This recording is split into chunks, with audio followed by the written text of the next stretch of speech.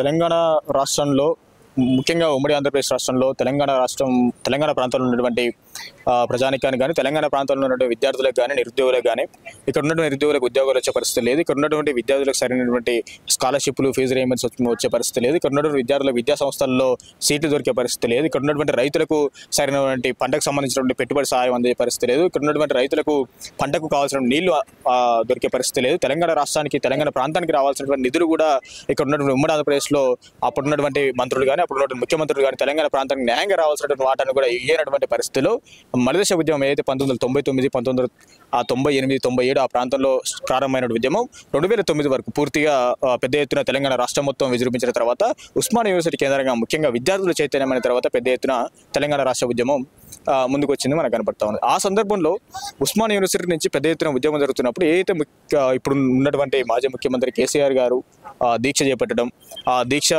విరమించినట్టుగా వార్తలు రావడం, ఆ తర్వాత ఉస్మానియా యూనివర్సిటీలో పెద్ద ఎత్తున ఆ రోజు రాత్రి శవయాత్ర చేయడం,